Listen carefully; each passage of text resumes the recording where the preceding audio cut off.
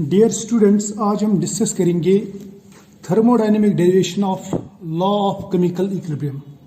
Law of chemical equilibrium क्या कहता है ये मैं बताऊंगा। पहले हम कहते हैं कि इक्विलिब्रियम कांस्टेंट जो रहता है, इक्विलिब्रियम कांस्टेंट वो बराबर रहता है product of molar concentration of products divide by molar concentration of reactants raised to power their stoichiometric coefficients. ठीक है, बट एट इक्विलिब्रियम। अब ये स्टोइचियोमेट्रिक कोएफिशिएंट्स कुछ भी रह सकता है, एक्स वाई।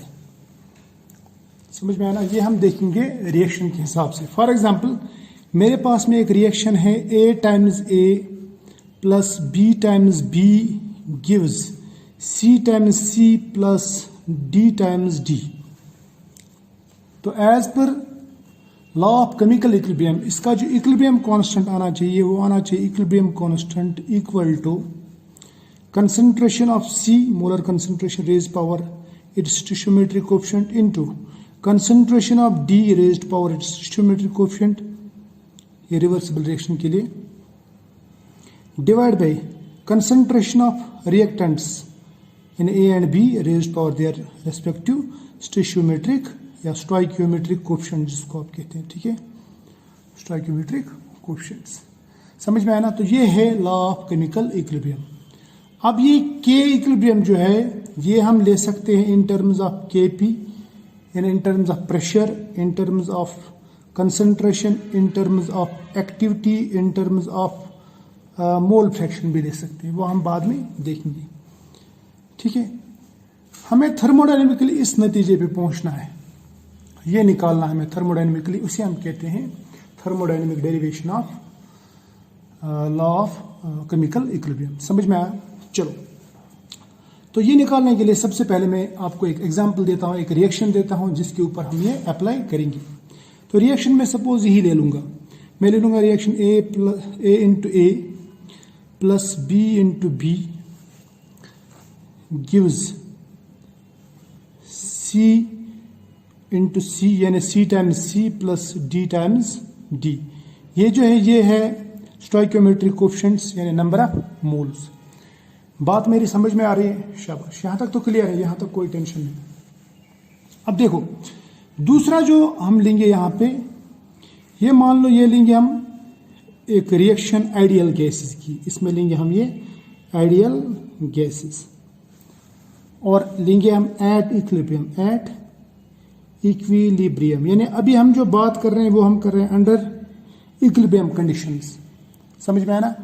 तो इसका मतलब हमें इसमें टेम्परेचर भी बाद में कांस्टेंट रखना ही पड़ेगा, लेकिन फिलहाल हम देखते हैं होता क्या है। ठीक है, अब देखो सबसे पहले देखता हूं मैं फ्री एनर्जी ऑफ रिएक्टेंट्स क्या होगी। देखो A की जो फ्री एनर्जी होगी मैं फ्री एनर्जी बोलूंगा, फ्री एनर्जी यानी G जिसको आप लिखते हैं ना, Gibbs free energy for A वो कितना होगा, मैं लिखूंगा इसको G। फॉर B मैं लिखूंगा इसको GB। ठीक, फॉर C मैं लिखूंगा GC। फॉर D मैं लिखूंगा GD। ये इनकी फ्री एनर्जीज है ना। शाबाश। अब मैं अगर रिएक्टेंट्स का फ्री एनर्जी ऐड करता हूं तो मैं लिखूंगा वो बराबर आएगा GA प्लस GB। प्रोडक्ट्स का अगर फ्री एनर्जी ऐड करता हूं तो प्रोडक्ट्स का आएगा GC प्लस GD। समझ में आया? शाबाश। और एक चीज मैं बताता हूं आपको, उसे कहते हैं हम केमिकल पोटेंशियल। क्या कहते हैं? Chemical potential. ये आपको पता होना चाहिए केमिकल पोटेंशियल क्या होता है। सिंपल मैं एक डेफिनेशन बताता हूं जिससे आपका मसला हल हो जाएगा। ये केमिकल पोटेंशियल मान लो ये होता है फ्री एनर्जी पर मोल। क्या रहता है? फ्री एनर्जी पर मोल। इतना याद रख लेना। यानी आप ऐसा कर सकते हैं, अगर आप G लेते हैं यानी free energy divide by number of moles करते हैं तो आपको मिल जाता है केमिकल पोटेंशियल। समझ में आया? शाबाश। अब देखो यहां पे अगर मुझे केमिकल पोटेंशियल निकालना हो, केमिकल पोटेंशियल क्लियर, किसका निकालना हो मुझे? A का, इस रिएक्शन मिक्सचर में A का निकालना हो। केमिकल पोटेंशियल, मैं करूंगा ऐसा, मैं लिखूंगा GA divide by A small a. Small a क्या है? स्टोइकियोमेट्रिक कोएफिशिएंट यानी नंबर ऑफ मोल्स, है ना। Stoichiometric coefficient mean number of moles. Clear? Chemical potential को कैसे दिखाता हूं मैं? म्यू से, तो यहां पे लिखूंगा मैं म्यू ए। अब अगर आपसे कोई पूछे कि म्यू ए किसके बराबर है, तो आप उससे कह सकते हैं कि ये free energy of reactant A divide by number of moles of reactant A. समझ में आया? शाबाश। या मैं ऐसे भी लिख सकता हूं, ये फ्री एनर्जी किसके बराबर आएगा? फिर GA बराबर आएगा ए, यानी इधर ले जाओ, ये हो जाएगा ए म्यू ए। GB किसके बराबर आएगा? B times mu B, number of moles of B into mu B, यही होगा ना। तो इस तरह से यहां पे GC किसके बराबर आएगा? C times mu C, right. GD किसके बराबर आएगा? शाबाश, GD बराबर आएगा D टाइम्स म्यू डी। यहां तक तो क्लियर है? शाबाश, ये बात क्लियर हो गई। अब हमें ज्यादा सोचने की जरूरत नहीं है। समझ में आया? अब मैं लिखता हूं यहां पे free energy in terms of chemical potential. ये इसके लिए ज्यादा बेहतर रहेगा क्योंकि हम पर मोल लेंगे, ठीक, यानी हर एक मॉलिक्यूल इसमें इन्वॉल्व होगा। समझ में आया? शाबाश। अब मैं अगर ऐसा लिखता हूं, टोटल एनर्जी ऑफ रिएक्टेंट्स, मगर कौन सा energy? Free energy of reactants, वो किसके बराबर आएगा? वो बराबर आएगा GA प्लस GB के बराबर। या मैं इसको ऐसा लिख सकता हूं, it is equal to A mu A plus B mu B, है ना। शाबाश। Total free energy of products किसके बराबर आएगा? वो बराबर आएगा फिर GC प्लस GD, या मैं लिखूंगा C mu C plus D mu D, यही होगा ना। शाबाश। तो इसका मतलब ये प्रोडक्ट्स की फ्री एनर्जी है, टोटल फ्री एनर्जी, और ये रिएक्टेंट्स की टोटल फ्री एनर्जी है। समझ में आया? देखो फ्री एनर्जी क्यों लेते हैं हम यहाँ पे, ये तो सोचने की बात है ना। देखो जो भी स्पॉन्टेनियस रिएक्शन रहता है उसमें फ्री एनर्जी डिक्रीज होती है, यानी change in free energy negative रहता है, तभी तो हम कहते हैं कि ये स्पॉन्टेनियस रिएक्शन है। क्लियर? अब देखो, हो सकता है ये बड़ा हो जाए लेक्चर, लेकिन मैं आसान बना दूंगा इसको, राइट। अब देखो, अब मुझे अगर बताना होगा कि रिएक्शन हो गई और रिएक्शन में चेंज इन फ्री एनर्जी कितना हो गया। समझ में आया? रिएक्शन में चेंज इन फ्री एनर्जी कितना हो गया, तो आप क्या कहेंगे? आप कहेंगे change in free energy, change delta G, वो बराबर आएगा free energy of products minus free energy of reactants. ऐसा ही लिखेंगे ना आप? शाबाश। फ्री एनर्जी ऑफ प्रोडक्ट्स किसके बराबर आता है? वो बराबर आता है C mu C plus D mu D, right. समझ में आया? यहां तक माइनस कर देंगे हम रिएक्टेंट्स की free energy, A mu A plus B mu B, right. यहां तक तो ठीक है। शाबाश। अब इन दोनों की जो फ्री एनर्जी है, इस प्रोडक्ट्स माइनस रिएक्टेंट्स, वो बराबर आता है डेल्टा G की। यहां तक तो क्लियर है ना? शाबाश। और एक पॉइंट आपको पता होना चाहिए, वो ये है कि जो डेल्टा G होता है, यानी free energy change at equilibrium, ये मैंने आपको ऑलरेडी बताया हुआ है, वो बराबर रहता है 0 के, यानी इक्विलिब्रियम पे फ्री एनर्जी चेंज नहीं होती। ये इंपॉर्टेंट पॉइंट है।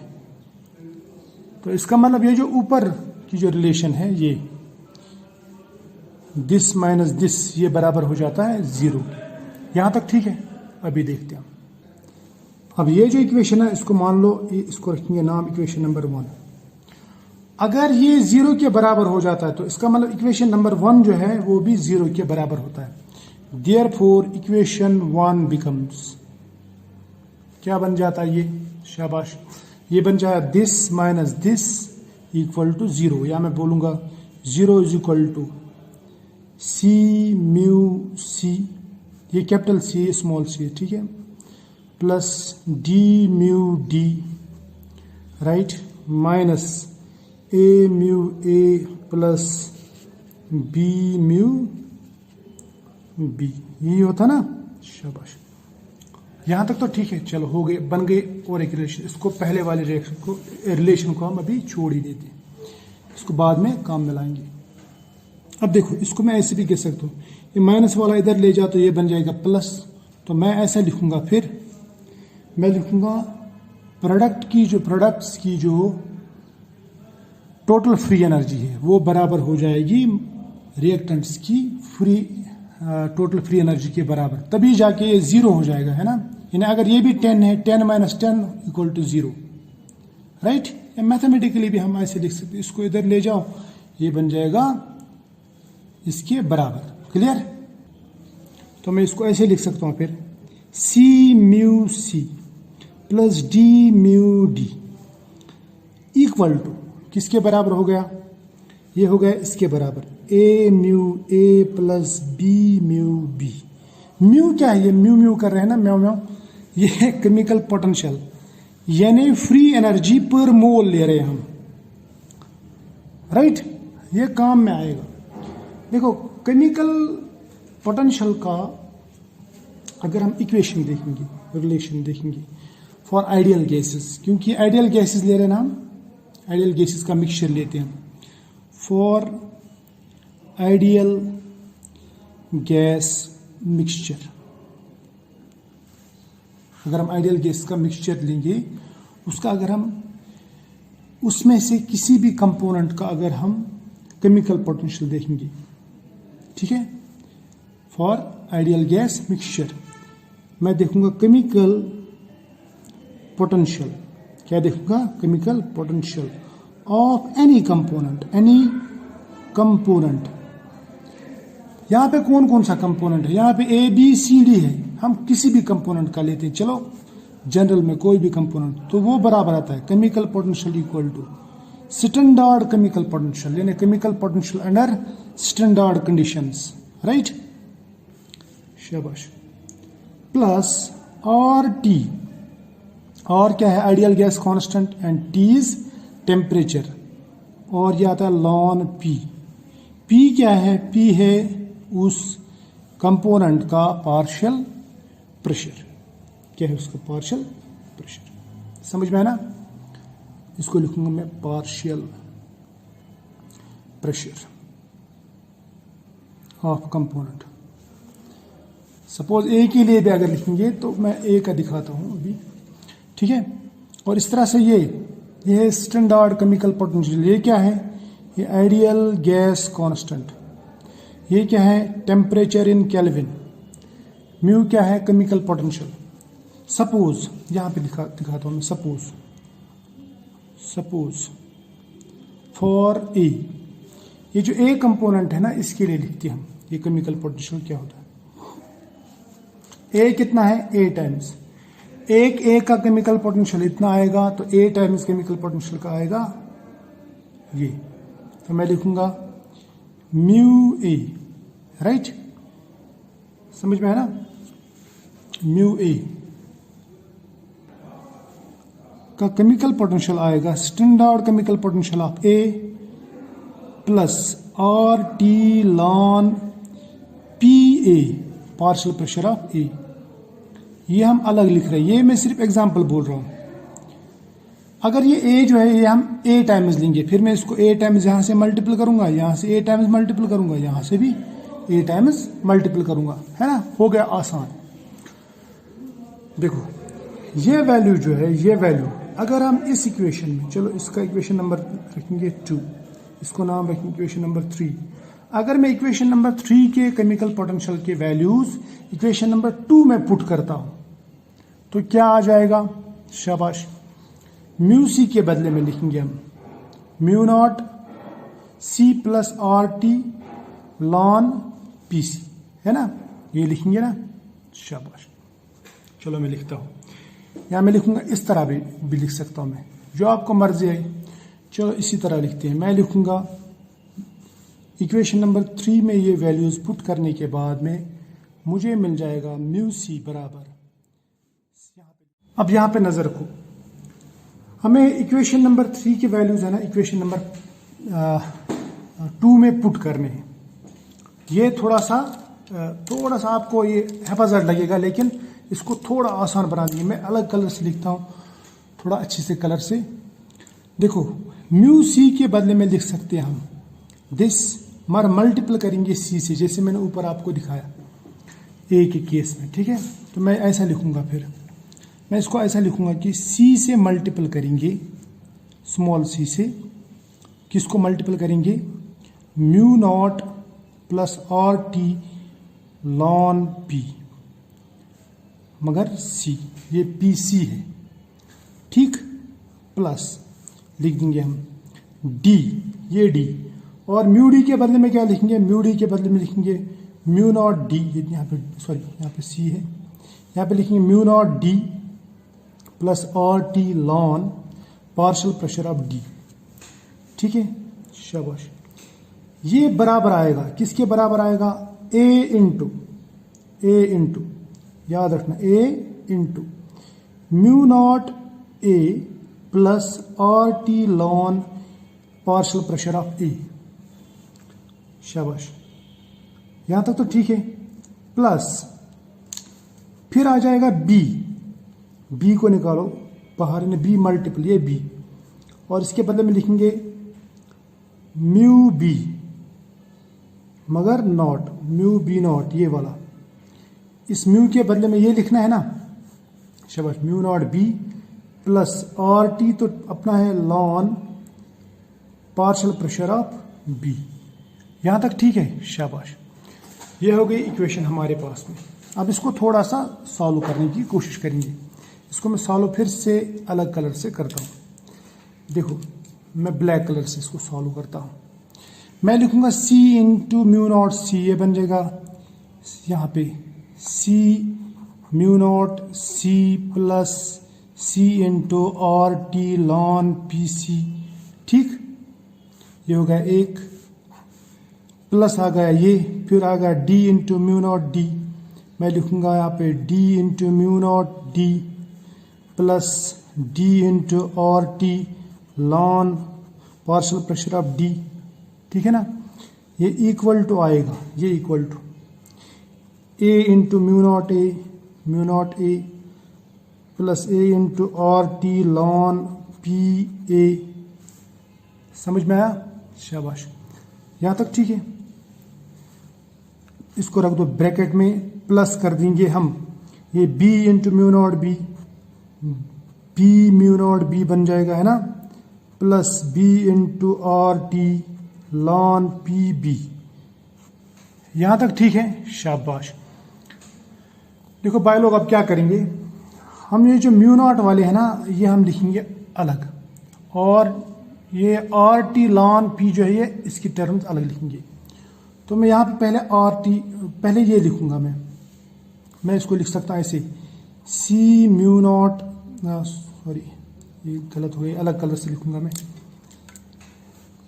यहाँ पे लिखूंगा मैं C mu not C, right, plus D mu not D, right, ये है ना, ये अलग लिख देंगे, प्लस लिख देंगे ये R T ln P C और R T ln P D, इन दोनों में कॉमन है कुछ, क्या कॉमन है, ये कॉमन है आर टी, ठीक है। आर टी निकालो कॉमन, अंदर क्या रह जाएगा, C ln P C plus D ln P D, ठीक है। यहां तक क्लियर है। इक्वल टू, ये इक्वल टू आएगा, ये इसमें भी ये म्यू नॉट वाले अलग और बाकी अलग। मैं लिखूंगा A mu not A plus B mu not B, right, और कैपिटल बी, सॉरी, क्योंकि ये chemical potential of component B है, और ये बी जो है ना small B, it mean stoichiometric coefficient. ये हो गया अलग। प्लस क्या कर देंगे, प्लस कर देंगे आर टी, पहले कॉमन, अंदर रह जाएगा आर टी तो निकाल दिया, फिर रह जाएगा A ln P A plus B ln P B, ये है ना बी लॉन पी बी, इसको कर दो ब्रैकेट क्लोज। ठीक है भाई लोग, शाबाश। अब देखो ये जो है ना म्यू नॉट वाले, इनको अलग साइड में निकालेंगे ना, इज इक्वल टू के इस साइड में, और आर टी वाले इस साइड में। अब मैं इसको ऐसे लिखता हूं, मैं ऐसे लिखता हूं आर टी जो है ना, ये वाला आर टी, ये लिखूंगा मैं यहां पे आर टी, ठीक। फिर लिखूंगा मैं अंदर C ln P C plus D ln P D, R T तो कॉमन निकाल दिया, ठीक। और फिर लिखेंगे ये वाला आर टी, यहां पे ये प्लस था, यहां पे ले जाएंगे इसको, ये बन जाएगा माइनस आर टी, फिर A ln P A plus B ln P B, right. यहां तक तो ठीक है, शाबाश। This minus this equal to this minus this, यानी यहां पे लिखूंगा मैं A mu A plus B mu not B, ठीक। यहां तक ठीक है, ये प्लस ही रहेगा, और ये इधर लेके आओ, ये बन जाएगा minus C mu not C plus D mu not D, ठीक है, म्यू नॉट। ये क्लियर है यहां तक, शाबाश। अब देखो इसमें हम आर टी वैसे भी कॉमन निकाल सकते हैं, दोनों में आर टी है ना, राइट। तो मैं लिखूंगा यहां पे आर टी पहले कॉमन, ठीक, इसको बड़ा ब्रैकेट बनाऊंगा मैं। अब अंदर क्या रह जाएगा, अंदर रह जाएगा C ln P C plus D ln P D, right.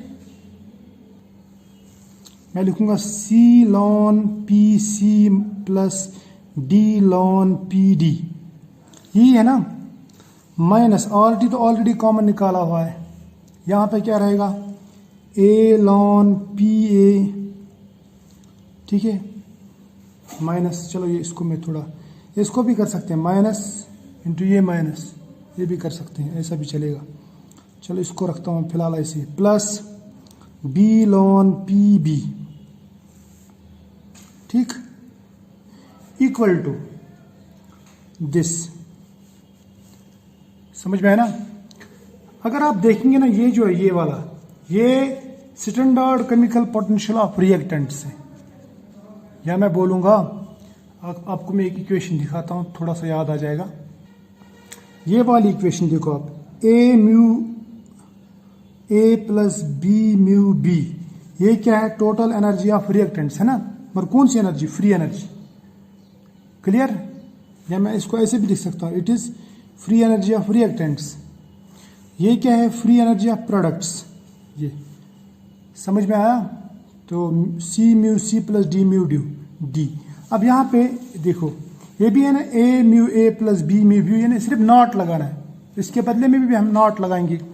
मैं लिखूंगा फिर इसको, ये जो है ये वाला, इसको मैं लिखूंगा फ्री एनर्जी ऑफ रिएक्टेंट्स, मगर अंडर स्टैंडर्ड कंडीशंस, ठीक।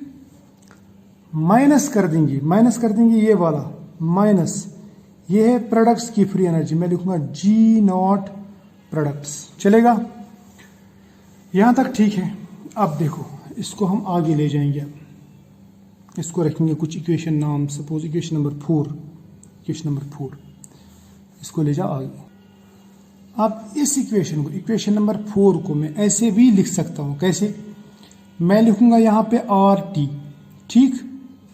पहले मैं आपको दिखाता हूं, देखो ए लॉन बी जो है ना वो बराबर रहता है लॉन बी रेज पावर ए, ऐसा भी लिख सकते हैं हम, ठीक है, लॉन बी रेज पावर ए, ठीक। तो फिर सी लॉन पी सी किसके बराबर आएगा, हम लिखेंगे ln P C raised power C, तो मैं लिखूंगा यहां पे ln P C capital C raised power small C plus, ये अलग लिखेंगे, plus ln P D raised power D, ठीक, माइनस कर दूंगा मैं ये ln P A raised power A plus ln P B raised power B, ठीक है, ये अलग है ये वाला, ये सिर्फ एग्जाम्पल। और इसमें से ये बराबर आ जाता है, दिस माइनस दिस, है ना, दिस माइनस दिस, ये बराबर आता है standard free energy of reactants minus standard free energy of products, इसी के बराबर आता है। वेरी गुड, ये बन गई हमारे पास में और एक इक्वेशन। इसको आप देखेंगे क्या होता है, थोड़ा सा बर्दाश्त कर लो और ये भी आ ही जाएगा। देखो भाई लोग, एक फॉर्मूला बताता हूं मैं आपको, लॉन ए प्लस लॉन बी, ये बराबर रहता है लॉन ए इंटू बी, ठीक है, लॉन ए इंटू बी के बराबर है। Ln A minus ln B, ये बराबर रहता है ln A divide by B के। यहाँ तक तो ठीक है। अब देखो, फिर मैं इस इक्वेशन को ऐसे लिख सकता हूँ, मैं लिखूंगा आर टी कॉमन, यहाँ पे लिखूंगा ln P C plus ln P D है ना, मैं लिखूंगा ln P C raised power C into P D raised power small D, यही है ना, शाबाश। माइनस कर देंगे ln P A raised power A into P B raised power B, क्योंकि ये दोनों प्लस में तो ऐसा हो जाएगा, ठीक, इक्वल टू आता है ये यहाँ पे G not R minus G not P, ठीक है ना, यहां तक, शाबाश। अब और एक चीज इसमें बताऊंगा मैं आपको, देखो ये आता है, अब ये मान लो ए है और ये है B, lawn A minus ln B किसके बराबर आता है, लॉन ए बाई बी की। तो मैं लिखूंगा आर टी, यहाँ पे लिखूंगा मैं लॉन, ठीक, इसको मान लो ए, इसको मान लो बी, ये बन जाएगा P C raised power C into P D raised power D divide by P A raised power A into P B raised power B equal to, इसको करो आप ऐसे उल्टा कर दो तो ये माइनस हो जाएगा, मैं लिखूंगा ऐसे माइनस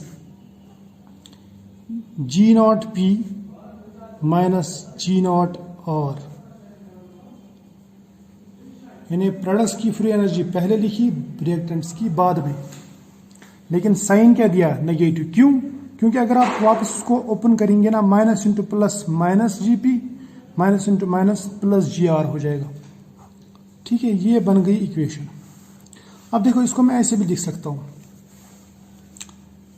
ये है partial pressures of products divide by partial pressures of reactants, तो मैं लिखूंगा आर टी लॉन, इसके बदले में लिख सकता हूं मैं K P equal to free energy of products minus free energy of reactants, मैं लिखूंगा delta G, change in free energy मगर इन स्टैंडर्ड कंडीशंस, और यहां पे लिखेंगे माइनस, ठीक है। अब के पी जो है, के पी किसके बराबर रहता है, के पी बराबर रहता है partial pressure of C raise power C into partial pressure of D raise power D, ये हमने ऑलरेडी पढ़ा हुआ है। At equilibrium ratio of partial pressures of products and reactants is called equilibrium constant in terms of pressure, है ना, P A raised power A और P B raised power B. इसलिए मैंने वो पहले वो सिंपल वाले टॉपिक्स पढ़ाए ताकि बात समझ में आ जाए, तो जिसको ये समझ में नहीं आता उसको पहले वो सब मतलब पहले से देखना है, स्टार्टिंग से देखना है, ठीक है। चलो, अब यहां तक ठीक आ गया। अब इसको आप ऐसे भी लिख सकते हैं, फिर लॉन के पी किसके बराबर आ जाएगा, लॉन के पी बराबर आएगा minus delta G not divide by R T, ये भी लिख सकते हैं आप, समझ में आया। या आप लिख सकते हैं के पी बराबर आएगा माइनस, सॉरी ये लॉन इधर ले जाए, ये बन जाएगा exponential, exponential of minus delta G not divide by R T. तो ये एक इक्वेशन बन गई, ये दूसरी इक्वेशन बन गई। आपको जो मर्जी आए लिखो, ठीक है, शाबाश। अब मान लो इस इक्वेशन को रखा हमने इक्वेशन नंबर 5। तो यहां से भी आप इसको सॉल्व कर सकते हैं। ये किसके बराबर बन जाएगा? डेल्टा जी के बराबर। समझ में आया ना? ये बन जाएगा are T lawn this minus this, ठीक है। जो आपको मर्जी आए वैसा करो इसको। चलो और एक रिलेशन बनाते हैं इससे। ये बन जाएगा यहाँ पे लिखता हूँ मैं क्या लिखूंगा? R T ln P C into P D raise power D, है ना, raise power D divide by P A raise power A into P B raise power B. इसे ऐसा लिखेंगे ना, इक्वल टू लिखेंगे हम माइनस डेल्टा जी के। तो यहाँ पे लिखता हूँ मैं आर टी लॉन